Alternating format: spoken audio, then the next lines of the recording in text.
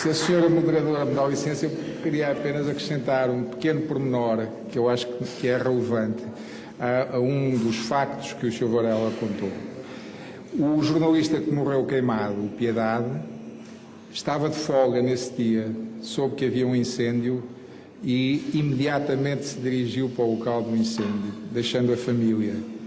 A viúva, para conseguir depois uma pensão de viuvez, teve de recorrer ao tribunal, porque a empresa, a entidade patronal desse jornalista, alegou que ele estava de folga, portanto, se tinha ido para o incêndio, tinha sido que queria, não, ninguém o tinha obrigado. Isto para verem que era uma época, não estou a dizer que hoje não seja também, mas era uma época onde realmente o jornalismo se vivia com paixão e onde não havia horários de trabalho e as folgas só o eram se não havia factos que merecessem ser noticiados. Eu só acrescento, se me dá licença, só acrescento que eu fui abordado para alterar a verdade dos factos. Queriam que eu dissesse que o jornalista não tinha ido trabalhar para aquele jornal para o qual trabalhou. E eu respondi, desculpe, eu não posso dizer isso, não é verdade. Além de ir prejudicar quem tinha direito ao dinheiro que tinha a receber, eu estava a pregar uma grande mentira, era uma mentira inaceitável. E fui testemunhar, e quando o juiz me perguntou, acabei por dizer que realmente o jornalista tinha saído para fazer o trabalho para aquele jornal e não para outro. E, consequentemente, o juiz acabou até por perguntar-me como era o ambiente do jornal, na altura não seria o melhor, e eu disse, seu doutor juiz, aquilo parece uma república. E diz ele, uma república? Senhor juiz, uma república? Até mas que conceito é que você faz de uma república? Você acha que as repúblicas são desorganizadas? Senhor doutor, eu estava a pensar numa república, mas era de estudantes, não era das repúblicas das nações, não é? E o juiz aceitou. Aliás, esta coisa de ser honesto, mesmo em situações chave, é ponto obrigatório nosso. Nós temos que ser coerentes com as nossas ações. Veio um senhor uma vez abordar-me para eu ser testemunha dele em tribunal de um processo que ele tinha posto à mulher. A mulher não se portava condignamente, separou-se, mas ele, embora ela continuasse a ser uma mulher de rua, era obrigatório ele dar-lhe uma determinada pensão. E ele revoltava-se contra isso, não achava que não era justo.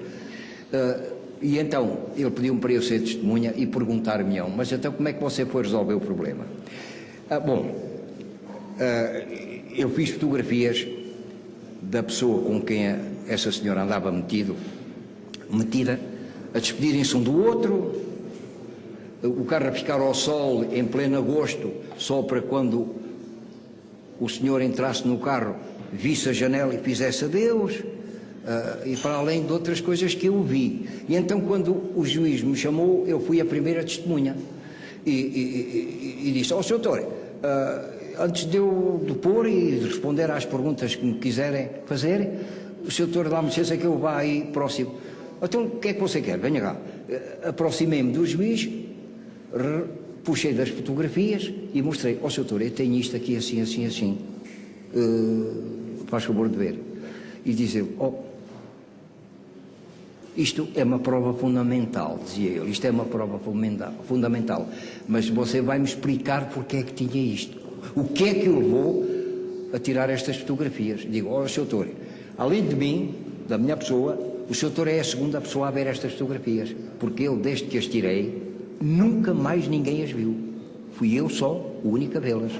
Portanto, isto esteve guardado religiosamente. Agora o senhor doutor quer saber, então o senhor doutor acha que eu, sendo um repórter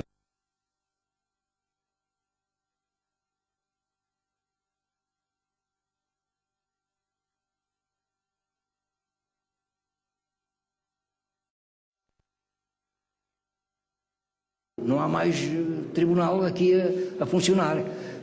vamos acabar com isto tudo, que este senhor já esclareceu tudo. E eu sozinho, mente, fizesse com que deixasse de ser obrigatório aquele marido enganado a dar uma pensão mensal à senhora, que no final continuava, mesmo fora do marido, aí pela rua. E foi assim que também se resolveu mais este problemazinho. Obrigada, Sr. Curto, pelo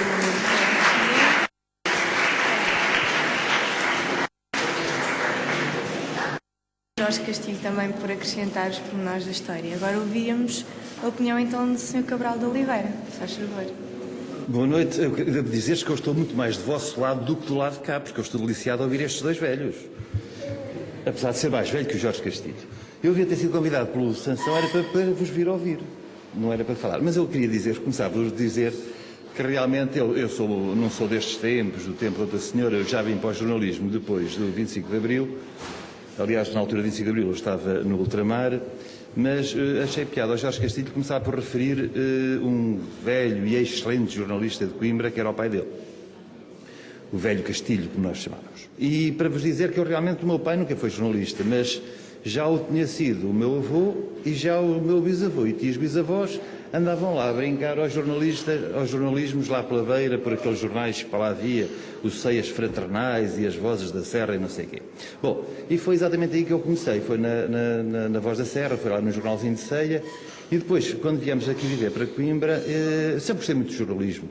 E depois de fazer o ultramar, disse: o que é que agora vou fazer? Eu tinha sido sempre bom aluno na vida, tinha-me formado nas noites. Havia uma coisa excelente antigamente aqui em Coimbra, que eram as tertúlias. Nós tertuliámos todas as noites, íamos para diversos sítios e vocês não imaginam a quantidade de coisas que nós aprendíamos. Aquilo que vocês hoje, com alguma dificuldade, aprendem na escola, aprendíamos nós, nessa altura, em sítios muito mais agradáveis, que eram os cafés e as tascas e etc. Bom, e então, eu, quando vim do ultramar, vim para o jornalismo e fui para trabalhar para um jornal. E eu vou-vos contar só uma ou outra história, para depois irmos para a conversa, que eu acho que acaba por ser muito mais agradável. Vou contar-vos uma história que me marcou definitivamente em termos de conduta jornalística. Eu fui trabalhar para um jornal, a seguir ao 25 de Abril, porque era um jornal conservador, o Dia. Muitos de vocês nem nunca ouviram falar no Dia. Era um jornal conservador que tinha surgido na altura, veio de uma dissensão do Diário de Notícias, na altura de que o Partido Comunista estava de alguma forma a querer tomar conta dos destinos deste país, e houve ali uma facção, uma luta que saiu e que depois viria a fundar o Dia, quando eu fui trabalhar. E o primeiro trabalho que eu fiz aqui em Coimbra foi uma pecita, uma coisa de 5 linhas, não na necrologia, mas de xadrez, um Durão, lembras-te, Jorge? Que eram mestres de xadrez. Mas a que 5 linhas qualquer pessoa fazia, até vocês faziam. A seguir vem o julgamento do Albuquerque Gonçalves, professor lá acima nas ciências, que depois de 25 de Abril os alunos gostavam muito dele, ele realmente é uma pessoa extremamente simpática, tinham-no botado pelas escadas abaixo. E o homem lá meteu aquilo tudo em tribunal e eu tenho de ir fazer aquele serviço. Agora, eu percebia tanto jornalismo como nada, vou fazer aquela peça e fico variadíssimo. E eu estava lá, e quem é que estava a fazer a cobertura pelo Jornal de Notícias, onde eu sempre conheci o Jorge Castilho? Era o Júlio Roldão, um jornalista nosso camarada, que era, penso que até afiliado no Partido Comunista, militante do Partido Comunista. Ele sabia tão bem como eu sabia que ele era do PC, ele sabia que eu era do Dia. E vocês sabem quem é que não só me ajudou a fazer aquele trabalho, mas como praticamente me escreveu a peça para o Dia? O Júlio Roldão. E foi aqui que eu aprendi a primeira grande lição da solidariedade entre jornalistas. Nós podíamos ser de jornais diversos, podíamos ser de tendências políticas diversas, podíamos até ser de jornais. Eu, durante anos e anos e anos, fui quase opositor diário do Jorge Castilho, porque ele estava no Jornal de Notícias, eu estava no Comércio do Porto. Eram, na altura, os dois grandes jornais que mais se rivalizavam, etc. Nunca houve motivo, nem eles, nem da minha parte para eles, nem eles para eles, de haver qualquer situação que o essencial não fosse assegurado. Podíamos andar à procura da caixa, podíamos querer a novidade, mas o essencial, aquela que nenhum de nós, nem eles, nem eu, podia falhar, essa estava garantida.